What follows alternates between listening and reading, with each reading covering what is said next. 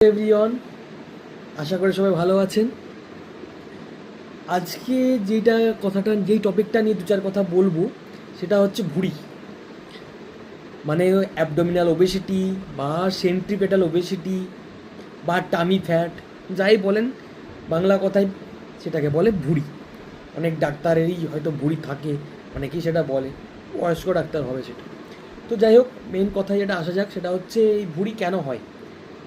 Basically বাঙালিদের মধ্যে একটা খাবারের যেটা অভ্যেস সেটা হচ্ছে হাই ক্যালোরি ডায়েট, মানে ভাত মুড়ি দুবেলা, চারবেলা, পাঁচবেলা, ছবেলা মেজরিটি তারাই সেটাই খায়। তো সেক্ষেত্রে যেক্ষেত্রেই খাবারের ক্যালোরি পরিমাণ বাড়বে, সেক্ষেত্রে খাবারটা জমবে কোথায়? এই ক্যালোরিটাই গিয়ে কনভার্ট হয়ে থাকে ফ্যাটে, এবং সেটাই অ্যাবডোমিনাল ওবেসিটি বা অ্যাবডোমিনাল ফ্যাট বা সেন্টিমেটাল ওবেসিটি যাই বলেন, টামি ফ্যাট, সেটাই বাড়ায়।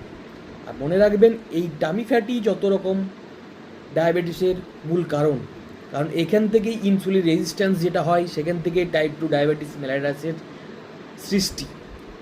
তো অনেক ডাক্তারবাবুরাই লিখে থাকবেন প্রেসক্রিপশানে, দেখবেন যে লাইফস্টাইল মডিফিকেশান বলতে কি না, মর্নিং ওয়াক বা ফ্রি হ্যান্ড এক্সারসাইজ বা ব্যায়াম, তো সপ্তাহে অ্যাটলিস্ট 150 মিনিটস পার উইক, মানে পার দিন 30 মিনিট করে, অ্যাটলিস্ট সপ্তাহে 5 দিন।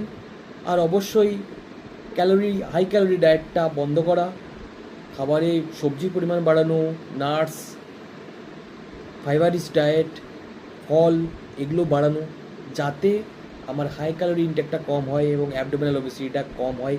এছাড়া এখন বাচ্চাদের বা বড়দের সবারই একটা ওবেসিটির টেন্ডেন্সি, যে ওবেসিটিটা বন্ধ করার জন্য এখন অ্যাডাল্টের ক্ষেত্রে কিছু কিছু মেডিসিন এসছে এবং সেটা খুবই হাইলি এফেক্টিভ। সেগুলো ডাক্তারবাবুর পরামর্শ মতো নেওয়া শুরু করতে হবে। Thank you.